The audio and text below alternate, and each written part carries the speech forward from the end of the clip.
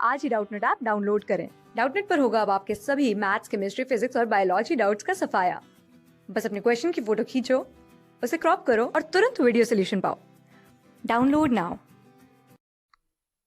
इस क्वेश्चन में हमारे पास दिया हुआ है कि एक ऑर्गेनिक कंपाउंड है जिसका कि हम एनालिसिस कर रहे हैं। तो हमारे पास वहाँ कार्बन मिला है 42.8%, हाइड्रोजन मिला है 77.20% और नाइट्रोजन हमारे पास 50% मिला है।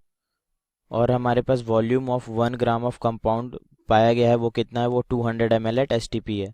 तो हमसे पूछा गया है कि मॉलिक्यूलर फार्मूला बताइए इस कंपाउंड का क्या होगा। तो आइए देखते हैं हम इसका मॉलिक्यूलर फार्मूला किस प्रकार से बताएंगे।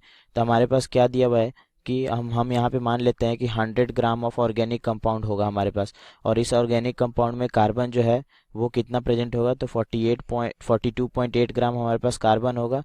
नाइट्रोजन हमारे पास 50% होगा, यानी कि 50% है तो ये 50 ग्राम हमारे पास नाइट्रोजन होगा। और हाइड्रोजन हमारे पास 7.20 ग्राम होगा। ठीक है, अब हम इसको रेशियो के फॉर्म में लिख लेते हैं कि हमारे पास क्या क्या गिवन है। ठीक है, तो कार्बन हमारे पास कितना दिया हुआ है, कार्बन 42.8 है, हाइड्रोजन हमारे पास दिया हुआ है 7.2 और नाइट्रोजन हमारे पास दिया हुआ है 50 ग्राम। ठीक है, और मैं बताना चाहूँगा कि जो एटॉमिक वेट होता है, एटॉमिक वेट कार्बन का वो 12 होता है, नाइट्रोजन का हमारे पास 14 होता है और हाइड्रोजन का कितना होता है, 1 होता है। तो नंबर ऑफ एटम्स अगर हम आपको बताना चाहें तो वो किस प्रकार से लिखेंगे, तो अगर हम ये कार्बन का जो मास है इसको एक एटम के मास से अगर हम डिवाइड कर दें, हाइड्रोजन का जो गिवन मास है उसको एक एटम ऑफ हाइड्रोजन के मास से डिवाइड कर दें और नाइट्रोजन को 14 से डिवाइड कर दें, तो ये हमारे पास आ जाएगा नंबर ऑफ एटम्स जो कार्बन, हाइड्रोजन और नाइट्रोजन के होंगे।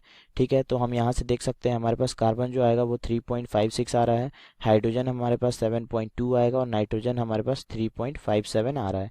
ठीक है, तो हम इसको लोएस्ट होल नंबर के फॉर्म में लिखना चाहते हैं, तो इसको हम क्या करेंगे, 3.56 से ही दोनों को, मतलब तीनों को डिवाइड कर देंगे। तो ये 3.56 से इसको भी डिवाइड कर दिया और इसको भी 3.56 से कर दिया, तो ये हमारे पास 1 आ जाएगा।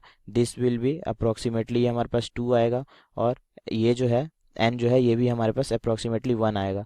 तो हम देख सकते हैं हमारे पास आया क्या है, तो कार्बन का एक एटम मिला है, हाइड्रोजन का 2 एटम मिला है और नाइट्रोजन का एक एटम मिला है। ठीक है, तो इसको यूज़ करके अगर हम इम्पेरिकल फार्मूला लिखना चाहें तो हमारे पास इम्पेरिकल फार्मूला क्या आएगा, ये आएगा CH2N, ये हमारे पास इम्पेरिकल फार्मूला आ जाएगा। और हमारे पास क्या कहा गया है कि 200 ml अगर, सॉरी 1 ग्राम अगर हम इस कंपाउंड का ले रहे हैं तो हमारे पास वो 200 ml उसका वॉल्यूम आ रहा है एसटीपी पे। ठीक है, तो इसको देखिए हम किस प्रकार से यूज़ करेंगे। अगर हमारे पास 200 ml है तो उसमें 1 ग्राम है, मतलब वो 1 ग्राम ऑफ कंपाउंड है।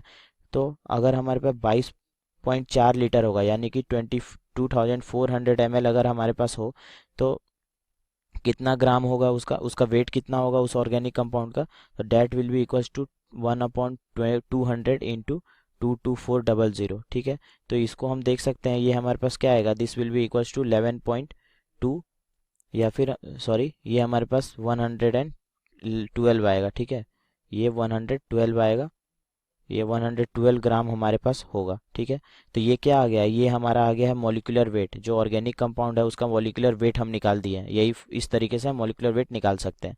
तो जब मॉलिक्यूलर वेट हमारे पास आ गया है तो हम इंपेरिकल फार्मूला वेट अब देख सकते हैं कितना होगा। ये इंपेरिकल फार्मूला है तो इससे हम इंपेरिकल फार्मूला वेट लिख लेंगे। ये आ जाएगा, कार्बन का हमारे पास 12 होता है, प्लस हाइड्रोजन का 2 × 1 प्लस नाइट्रोजन का 14। इसको जब हम सॉल्व करते हैं तो ये हमारे पास कितना आ रहा है, ये आ रहा है 28। ठीक है, तो इंपेरिकल फार्मूला वेट पता है, मॉलिक्यूलर फार्मूला वेट पता है, तो यहाँ से हम n निकाल सकते हैं। वो n क्या होगा, तो n होता है molecular weight upon empirical weight होता है। तो ये हम देख सकते हैं ये कितना आएगा, 112/28। तो यहाँ से n की जो वैल्यू आती है वो 4 आती है। ठीक है, तो अब n हमारे पास पता चल गया है तो हम यहाँ से मॉलिक्यूलर फार्मूला लिख सकते हैं। तो मॉलिक्यूलर फार्मूला क्या होता है, वो होता है n इंटू इम्पेरिकल फार्मूला। तो n हमारे पास 4 है और इम्पेरिकल फार्मूला क्या है हमारे पास, CH2N है। ठीक है, तो यानी कि हमारे पास जितने भी नंबर ऑफ कार्बन, हाइड्रोजन और नाइट्रोजन है वो 2 से मल्टीप्लाई हो जाएंगे। तो हमारे पास कार्बन जो है वो 4 हो जाएगा, 4 कार्बन होंगे हमारे पास। और हाइड्रोजन कितना होगा, हाइड्रोजन 8 होगा और नाइट्रोजन भी 4 होगा। तो ये हमारा मॉलिक्यूलर फार्मूला आ चुका है ऑर्गेनिक कंपाउंड का। ठीक है, तो हमारा आंसर क्या है, C4H8N4। तो हमारा देख सकते हैं आंसर है C4H8N4, यानी ऑप्शन ए जो होगा वो इस क्वेश्चन का राइट आंसर होगा। ठीक है, थैंक यू। क्लास 6 से 12 से लेके नीट, IIT, JEE मेंस और एडवांस के लेवल तक 10 मिलियन से ज्यादा स्टूडेंट्स का भरोसा। आज ही डाउनलोड करें डाउटनेट ऐप या व्हाट्सएप कीजिए अपने डाउट्स 8400 400 400 पर।